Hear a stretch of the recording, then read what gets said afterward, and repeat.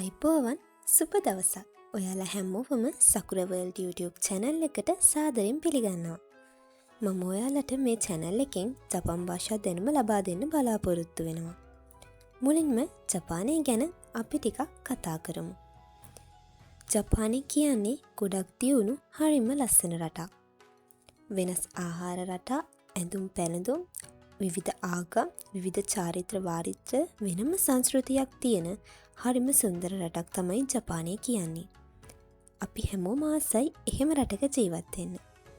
ඉතින් ජපානය වගේ රටකට යනවා නම් මුලින්ම අපි ජපන් භාෂාව ඉගෙන ගන්න ඕනේ.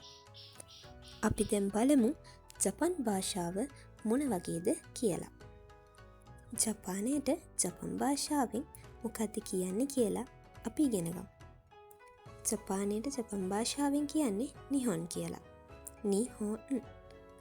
එතකොට ජපන් භාෂාවට ජපන් භාෂාවෙන් කියන්නේ නිහොන්ගෝ. එතකොට ගෝ කියන්නේ භාෂාව කියන එක. දැනට අපි මේ විදිහට ඉගෙන ගමු.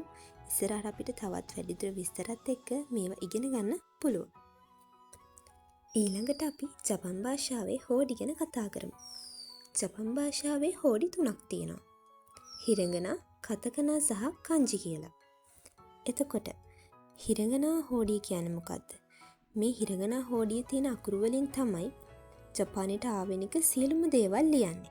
ඒ කියන්නේ සකුරා මල් වගේ දේවල් ලියනකොට මේ හිරගනා හෝඩියේ තියෙන අකුරු වලින් තමයි ලියන්නේ.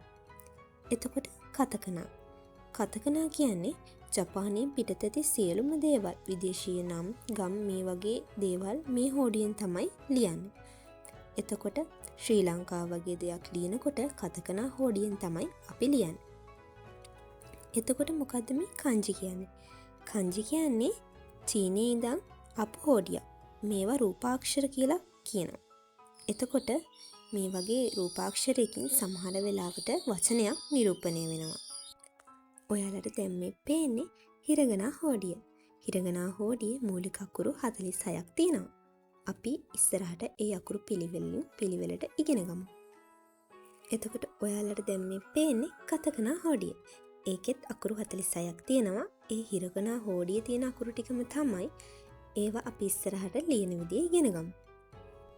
හෝඩිය ඉගෙන ගන්න කලින් අපි බලමු ජපන් භාෂාවේ විශේෂ ලක්ෂණ මොනවද කියලා. පළවෙනියටම තියෙනවා ජපන් අකුරු ලියන්නේ වමේ ඉඳලා දකුණටත් ඉහළ සිට පහළටත් කියලා.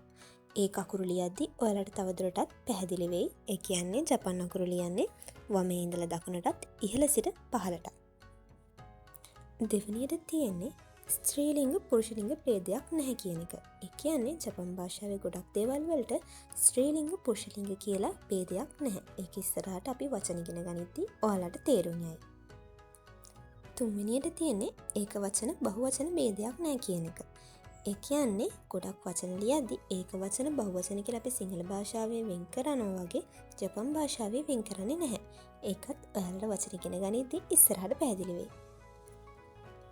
ඊළඟට හතරවෙනි එක විදිහට තියෙන්නේ හල් අකුරු ඇත්තේ පමණි කියන එක. ඒ කියන්නේ ජපන් භාෂාවේ හල් අකුරු තියෙන අකුර පමණයි. හෝඩියේ තියෙන්නේ අකුර පමණයි.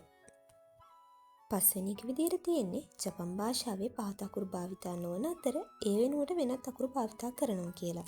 ඒ කියන්නේ ලයන්න වෙනුවට රයන්න භාවිතා කරනවා. දයන්න වෙනුවට දයන්න භාවිතා කරනවා. තයන්න වෙනුවට තයන්න භාවිතා කරනවා. ඒ කියන්නේ ජපන් භාෂාවේදී අපි ලයන්න, දයන්න, තයන්න භාවිතා කරන්නේත් නැහැ, ලියන්නේත් නැහැ. ඒ වෙනුවට තමයි ලයන්න වෙනුවට රයන්නත්, දයන්න වෙනුවට දයන්නත්, තයන්න වෙනුවට තයන්නත් තියෙන්නේ. ඉස්සරහට වචන ලියද්දී ඕගොල්ලන්ට ඒක තවදුරටත් පැහැදිලි වෙයි. අපි අද දවසේ එක වචනයක් ඉගෙන ගමු. කොනිචිවා. කොනිචිවා කියන්නේ ආයිබෝවන් සුබ දවසක්. හෙලෝ හායි වගේ තේරුමක් තියෙන වචනයක්. ජපානය භාවිතා කරන්නේ වගේ තේරුම් තියෙන දේවල් වලට. ඉතින් ඊළඟ වීඩියෝ එකේ ඉඳලා මට ඒ වචනේ භාවිතා කරන්න පුළුවන් ඔයාලත් එක්ක. ඉතින් ඔයාලත් ඉගෙන ගන්න කොනිචිවා කියන්නේ ආයිබෝවන් සුබ දවසක් වගේ තේරුමක් තියෙන වචනයකට. ඉතින් ඔයාලා හැමෝටම ගොඩක් ස්තුතියි මේ වීඩියෝ එකත් එක්ක එකතු වුණාට. ඊළඟ වීඩියෝ එකෙන් හිරගන හෝඩිය ලියන්න ආරම්භ කරමු අපි. එහෙනම් subscribe කරලා තියාගන්න. ඊළඟ වීඩියෝ එකෙන් හමු වෙමු. goodbye.